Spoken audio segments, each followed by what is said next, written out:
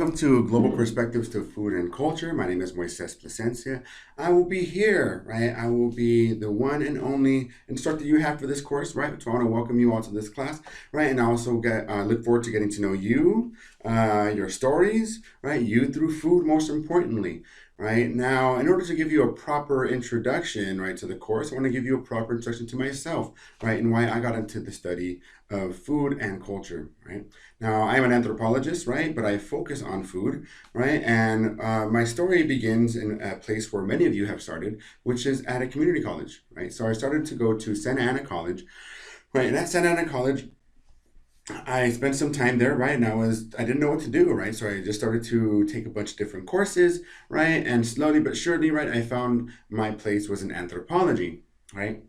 So from Santa Ana College, the community college in Southern California, I transferred to the University of Santa Cruz. Go Banana Slugs, right? Now at Santa Cruz, I started to learn more and more about anthropology, but I started to also refine my focus, right? And when I was there, one of the interesting things about going to UC is that they offer a lot of opportunities to work with organizations.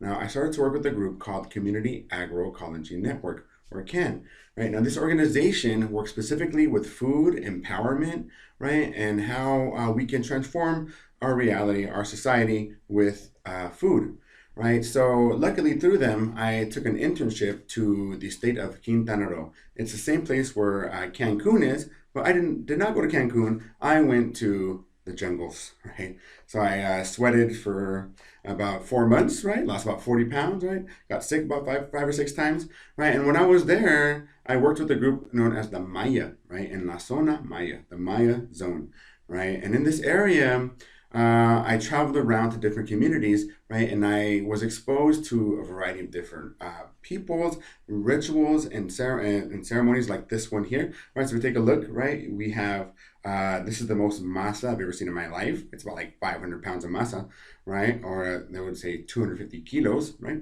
Now, down in that area, we can see them is we have a group of women who are making tamales, right? So corn or masa is a type of corn dough, right? And that they use for various types of food production, right? They make tamales, they might make pupusas, salbutes, panuchos, a whole variety of different ways that they can use corn.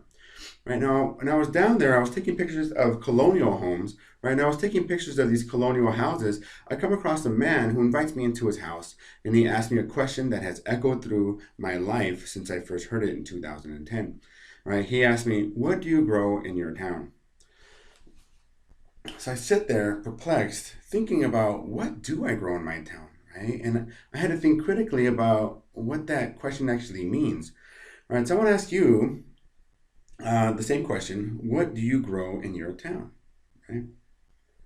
I'll give you a minute. Think about that. Right now, what this question made me think about is our connection to our food, right? The cultural elements, right? Also the physiological elements, right? But also the economic elements, right? And basically just how our food connects us to the world, right? Now, he was this old man in this old colonial home. He was being very dramatic and discussing how his recent milpa, which is a traditional corn and bean and squash crop uh, type of farm style, right, was suffering from a recent drought. Now, me, I live in the city, and in the city, I have no such concern, right? No such concern, and I was really concerned about why, right? Why was I not worried about where my food comes from, right? So this led me to go to another place called Chiapas. Now, in the state of Chiapas, right, is the birthplace of what they call the Zapatista Revolution. Now, the Zapatistas took over a quarter of the country, right, and a big part of their autonomy today was food, right? So take a look at these beautiful beans here, right? Yummy, right? So beans everywhere, and they all have meaning, right? So each variety, right? You see all those varieties, they all have different meanings, right? So I start to really think about what is this disconnect? This disconnection is more than just my body. This disconnection is more than just an economic reason. There are other things that I'm being disconnected from. And my big question was, what is it, right? So take a look at this image here, I started to think about the way food functions in ceremonies, the way food functions in culture, right? So this is an image of a variety of fruits, right, from the Mayan New Year's, right, which they're celebrating in one of these small towns that I was in. Now, when I was going to school, I went to school in the University of Santa Cruz, which is located in one of the most pristine places for redwood tree growth. Now, in this place, I was absorbed by nature, right? I lived in nature, right? I saw deers, large golden eagles, right? And when I came back to Southern California, right, to get my master's degree from Cal State Long Beach, I had to find nature again, right? So I came back to my hometown of Santa Ana, right, and I started to focus on what is known as urban agriculture, right? And this is a community garden. Right now, in this community garden, you can just take a look. Right, there are just a variety of different people, right, all over the place, right, and they are all using this place for different reasons, either for relaxation, either for access to healthy veggies and fruits, right, or just to communicate and participate in a practice in the community. Right now, what I made me think about even more was the environment, right? So this is a group of children who are composting, right? So we're getting a lot of this edible waste. You can see over here in the left corner, right? And we're getting a lot of this edible waste, right? And what we're doing is we're going to transform it into healthy soil, right? Now, I start to think about, okay, well, these spaces are pretty powerful, right? They're giving us access to transform our environmental space, and that's pretty awesome, right? Now, but what else is it doing? We actually have access to food, right? So this is some of my one of my earlier pictures when I was a little bit younger, right? And what we're doing is we have a food distribution program, or we did have a food distribution program through a program called the Grain Project. Right now, at the Grain Project, right, we distributed food, right, to locals, and we gave it to them for free, right? So they had access to a lot of healthy veggies. Now, if you can, in this image, we have a lot of different people who are shown here, right? And many of them are struggling with weight issues or also with other things, right? Now, another question that arose from my research was, what's going on with people's health in food?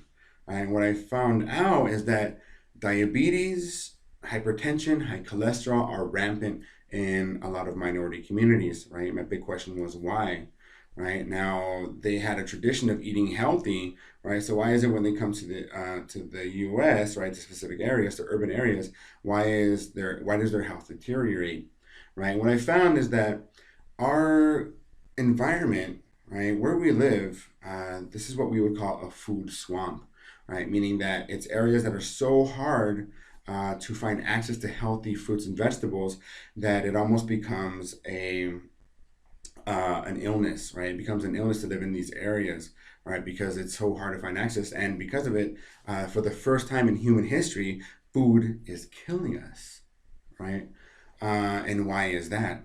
So a lot of these questions led me to come back to this idea of what is our connection to food?